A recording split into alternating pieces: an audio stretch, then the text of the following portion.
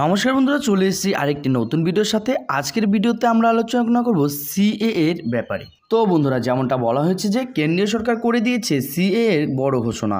সবাই কি করতে হবে? সিএএ এর পোর্টালে গিয়ে আবেদন, তবেই পেয়ে যাবেন নাগরিকত্ব। কি এই সিএএ? কেনই বা করতে হবে এর জন্য আবেদন? কারা কারাই বা করতে পারবে এর জন্য আবেদন? এই সমস্ত বিষয়বস্তুগুলো নিয়েই আজকের আমাদের এই ভিডিও। তাই ভিডিওটিকে না কেটে সম্পূর্ণ দেখার অনুরোধ রইল। নমস্কার বন্ধুরা, এ টু জেড স্কিম ইউটিউব চ্যানেলে আপনাদের স্বাগত জানাই। যেমনটা বলা হয়েছে যে সিএএ অ্যাপ্লাই অনলাইন। নাগরিকত্ব পেতে পশ্চিমবঙ্গ থেকে কতজন আবেদন করলো সিএএ পোর্টালে? কি জানালো কেন্দ্র সরকার? সিএএ লাগু নিয়ে কেন্দ্রীয় সরকারের চেষ্টা চলছে বহুদিন ধরে। অনেক রাজ্য অবশ্য এর বিরোধিতাও করেছে বহুবার, কিন্তু সেই সব উত্তেজনা কাটিয়ে এবার অবশেষে লাগু হতে চলেছে এই আইন। এমনটাই সংবাদ মিলল কেন্দ্রীয় সরকারের সূত্রে। গত জানুয়ারি মাসের সিএএ নিয়ে একটি বিজ্ঞপ্তি জারি করেছে কেন্দ্রীয় স্বরাষ্ট্র মন্ত্রক। বলা হয়, আবেদন পোর্টাল তৈরি হয়েছে, খুব শীঘ্রই এটি চালু করা হবে। CAA apply online in West Bengal. আর তারপর থেকেই উদ্বাস্তুরা আবেদন করতে পারবেন নাগরিকত্ব লাভের জন্য। সেই অনুযায়ী মার্চ মাসে আবেদন শুরু করা হয়। বিভিন্ন রাজ্য থেকে হাজার হাজার রিফিউজি আবেদন জানিয়েছেন এই পোর্টালে। এর মধ্যে পশ্চিমবঙ্গ থেকে কতজন আবেদন করছেন সেই বিষয়ে আজকের আমাদের এই ভিডিও থেকে জেনে নেব। তার আগে জেনে নেওয়া যাক what is a CAA act. 2019 সালে ভারতের সংসদ নাগরিকত্ব সংশোধনী বিল পাশ করেছিল। এই বিলের প্রধান লক্ষ্য ছিল পড়শি দেশগুলো থেকে আসা উপযুক্ত ব্যক্তিদের ভারতীয় নাগরিকত্ব প্রদান করা। একই সঙ্গে সেই সকল মানুষদের দেশ থেকে বিতাড়িত করা যারা অবৈধভাবে এখানে এসে রয়েছেন। এই বিলের মাধ্যমে 2014 সালের 31শে ডিসেম্বর পর্যন্ত পাকিস্তান, আফগানিস্তান এবং বাংলাদেশ থেকে ধর্মীয় উৎপীড়নের জন্য ভারতে আসা রিফিউজিদের নাগরিকত্ব দেওয়া হওয়ার কথা ছিল।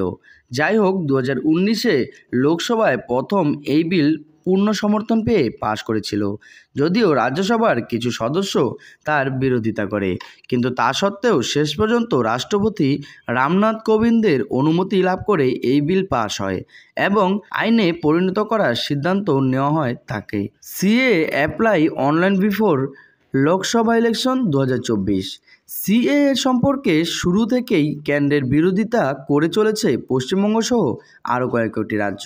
এই কারণে পর্যন্ত মোট 7 বার এক্সটেনশন জারি করা হয় এই বিলের মেয়াদে। শেষ সময় বাড়ানো হয়েছিল এই বছর জানুয়ারি মাসে। এদিকে নাগরিকত্ব পাওয়ার জন্য অপেক্ষা করে রয়েছেন হাজার হাজার পরিযায়ী। যতদিন না আইন লাগু করা হয় ততদিন দেশের নাগরিক হিসাবে কোনো সুবিধা পাবেন না তারা। তাই সব ঝামেলাকে উপেক্ষা করে গত 11 মার্চ সিএএ নিয়ে জারি হয় কেন্দ্রের বিজ্ঞপ্তি। আর তার পরদিন থেকেই নির্দিষ্ট পোর্টালে খুলে দেওয়া হয় আবেদনের জন্য। এরপর সকলের মনে জল্পনা ঘুরতে থাকে যে কেন্দ্র অত্যন্ত তৎপরতার সঙ্গেই সিএএ চালু করবে, যদিও এরকম কোনো অফিসিয়াল ঘোষণা এখনও করা হয়নি। তবে অনেকের আন্দাজ ভোটের আগেই সেই কাজ সম্পন্ন হতে পারে। How many CAA apply online from West Bengal.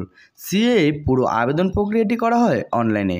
আবেদনকারীরা কোন সালে ভারতে প্রবেশ করেছিলেন, কী কারণে এসেছিলেন, সেই সব তথ্য পোর্টালে দিয়ে রেজিস্ট্রেশন করতে বলা হয়। জানা যাচ্ছে বাংলা থেকেও নাকি অনেকে রেজিস্ট্রেশন করছেন নাগরিকত্ব লাভের জন্য, কিন্তু মোট সংখ্যা কত তা জানার জন্য মোহাম্মদ শাহিন নামে এক ব্যক্তি স্বরাষ্ট্র মন্ত্রকের কাছে আরটিআই করে প্রশ্ন করেছিলেন। তার উত্তরে কেন্দ্র জানায় সেই সব হিসাব রাখেন না তারা, কারণ এরকম কোনো তথ্য জমা রাখার ব্যবস্থা তাদের দপ্তরে নেই। সিএএ অ্যাপ্লাই অনলাইন কিভাবে করতে হবে সেই সম্পর্কে এখন কোনো স্পষ্ট ধারণা পাওয়া যায়নি সরকারের তরফে। এই ঘোষণার ফলে অনেকের খুবই সুবিধা হতে চলেছে এবং ভবিষ্যতেও হতে চলেছে। এই সম্পর্কে আপনাদের কোনো মতামত থাকলে নিচে কমেন্ট বক্সে অবশ্যই জানাবেন। তার সাথে আপনারা যদি আমাদের চ্যানেলে নতুন হয়ে থাকেন তাহলে আমাদের চ্যানেলটিকে সাবস্ক্রাইব করে পাশে থাকা বেল আইকনটি প্রেস করে রাখবেন, কেননা আমরা প্রতিনিয়তই এই চ্যানেলের মধ্যে এই ধরনের ভিডিওর আপডেট দিয়ে থাকি। দেখা হচ্ছে পরবর্তীতে আরেকটি নতুন ভিডিওর সাথে। ভালো থাকবেন, সুস্থ থাকবেন।